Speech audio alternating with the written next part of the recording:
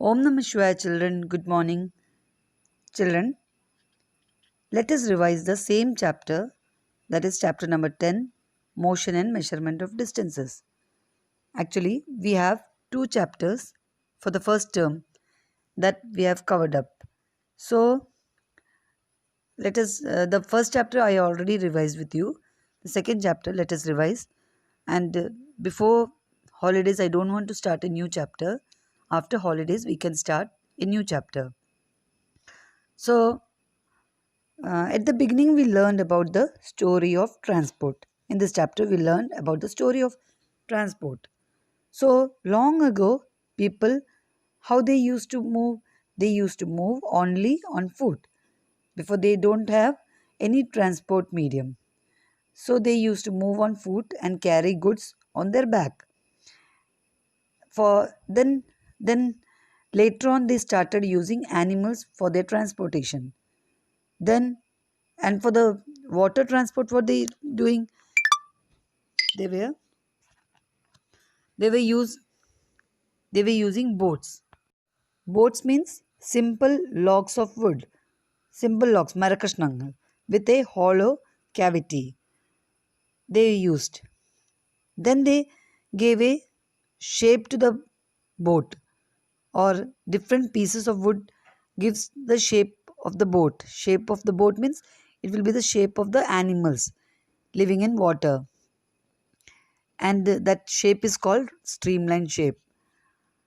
Then after that there was an invention of wheel, which gave a great change in the mode of transport. After that only there were designs were improved, and so many transport were invented.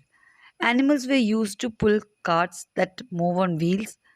Then the animals started moving with that, like bullock cart and all. Then the at the beginning of 19th century, people depend on animals, boats, and sheep to transport them from place to place. The invention of steam engine led to the development of new means of transport. Then what was invented? Steam engine. Steam engine was developed. Then the railroad were made for steam engine driven carriages and wagons.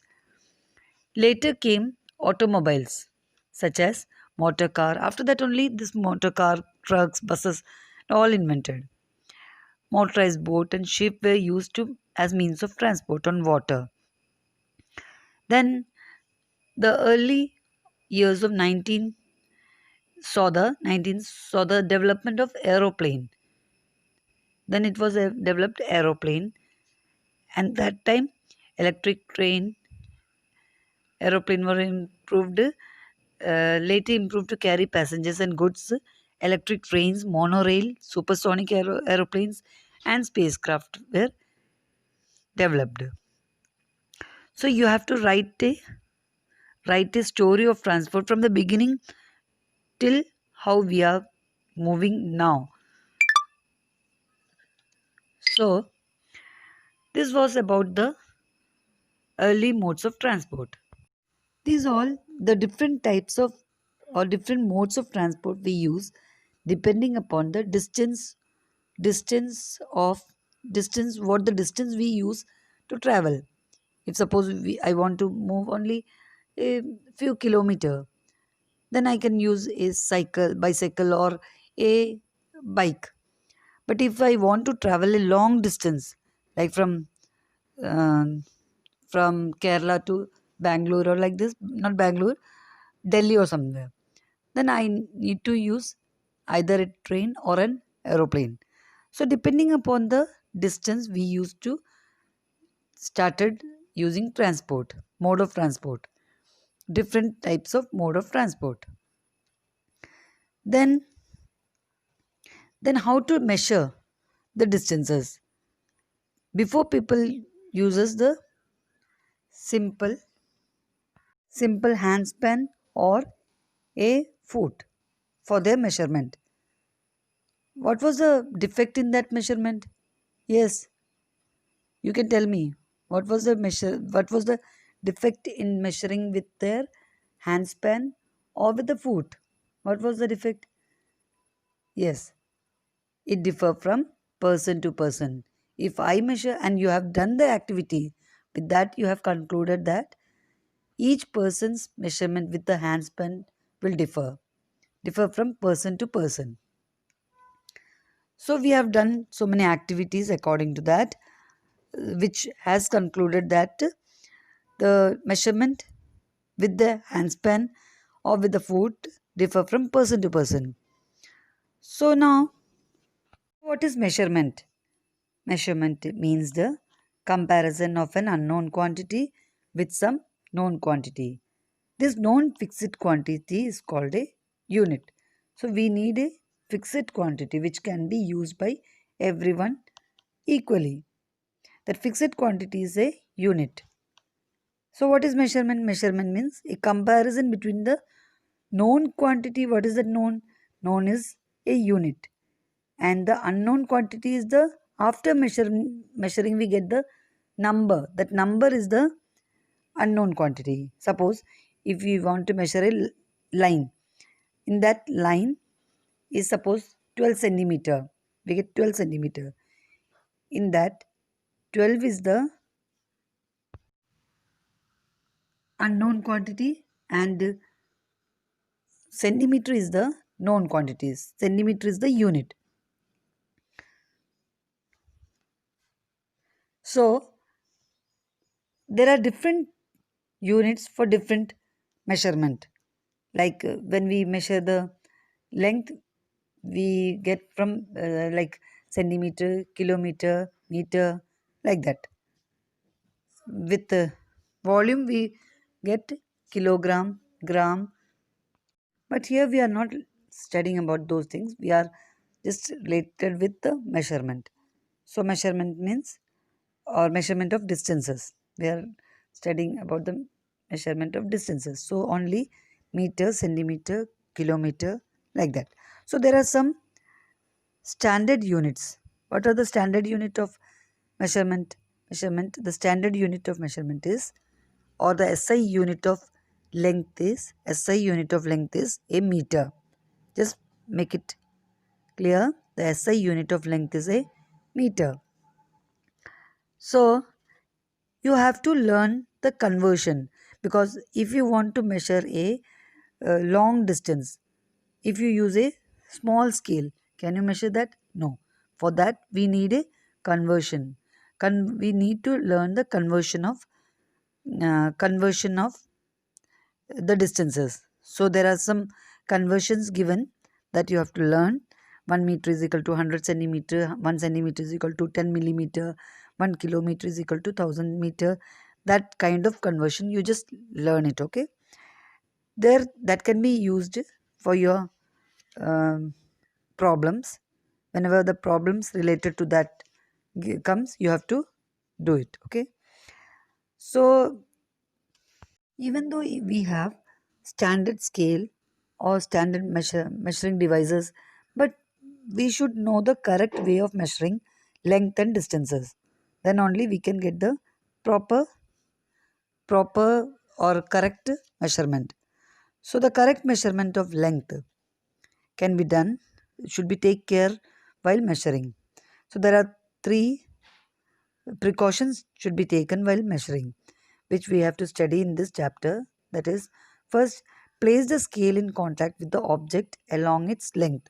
Wherever the length is given, we have to keep the scale along with its length. Second one, if the edge is broken, you are not able to see the zero mark clearly. In that case, just avoid that measurement. Instead of zero, you can take any other full mark reading like 2, 3, whatever. Start from any one reading. Suppose you are starting with 2 and ending at 9 or 10, wherever, 10, suppose 10. 2 starting 2 and ending 10. There you have to get the proper or correct measurement by subtracting 10 minus 2. 10 minus 2 is equal to 8. 8 centimeter is the your length of the object. Third one is correct position of the eye is also important for making or for taking measurement. Your eye must be exactly in front of the point where the measurement is to be taken. So you have to keep your eye exactly above the measurement to be taken that I showed you with the activity. Then there are some activities that I will tell you in the audio. Then then is the measurement of the measuring the length of a curved line that I explained using the video. I showed you the video, but if it is given, you have to write in your own word about that measuring the length of a curved line. Okay. Next, moving things around us. We see lot of things around us. Some are moving, some are not moving. All like a bag, mosquito, table, people sitting on the chair, bed, wall, bus, train, car, so many things. I told you to make out a list of that, and you have to make the list which are moving and which are not, which are at rest. Then, how did you decide whether an object is in motion or at rest? How we decide? An object is said to be in motion if its position changes with respect to time. Okay, if the position is changed with respect to time, then it is said to be in motion. An object is said to be at rest if its position does not change. And also, an object is said to be in motion with respect to a stationary object. Based on this, we learn different types of motion. Here, we are particularly learning about three types of motion, that is, a rectilinear motion, a circular motion, and a periodic motion. There are three types of motion. Rectilinear motion is a motion in which an object moves along a straight line, only moves straight, like a fruit falling from a tree, uh, a soldiers in a parade, or a stone falling from falling straight down, a vehicle moving on a straight road. These are the examples of rectilinear motion. What about circular motion? Circular motion means if an object moves in a circular path is called as circular motion. Example, the earth revolves around the sun, hands of a clock, blades of an electric fan. These are the examples of circular motion. Then what about periodic motion? Periodic motion means an object repeats its motion in a regular interval of time is called periodic. Regular ആയിട്ട് move ചെയ്യുന്നതാണ് periodic വരുന്നത്. Like a pendulum, a clock, strings of a guitar. These are the examples of periodic motion. This all we have learned about the three types of motion. Then I told you about an an object can have more than one motion at a time. An object like a swing machine. In that itself, a wheel is moving in a circular path, and the needle moves in a periodic motion. Two kind of motion at a time or in a same object.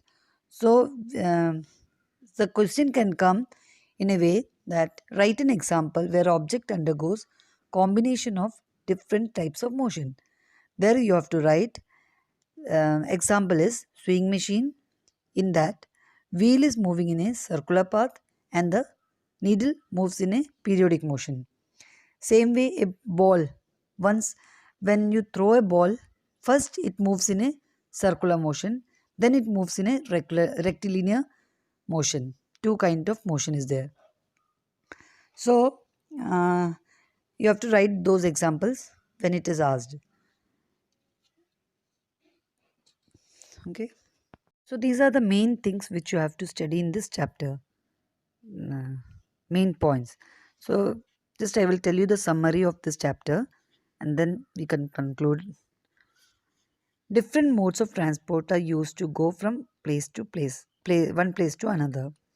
In ancient time, people used length of a foot, the width of a finger, the distance of a step as units of measurement. This caused confusion and a need to develop a uniform system of measurement arose. That means when a people uses a foot or a handspan for measurement, it gives the uh, different measurement. So then we developed a uniform system of measurement. Now we use international system of units. This is accepted all over the world. Meter is the unit of length in SI unit. Motion in a straight line is called rectilinear motion. In circular motion, an object moves such that its distance from a fixed point remains the same. Circular motion means from the middle at the end, it will remain the same from any end of the point. Motion that repeats itself after some period of time is called periodic motion.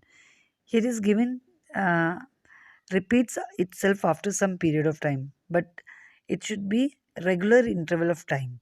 Then it will be a periodic motion.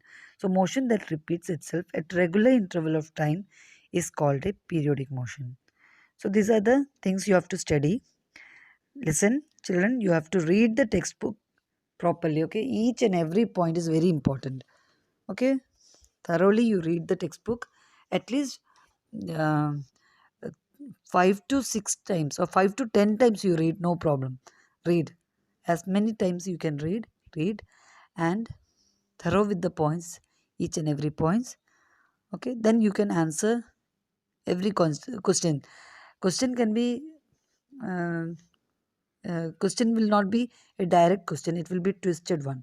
So you just have to think and write the answers. Okay, so happy Onam, enjoy holidays along with your studies, study well. Okay, thank you.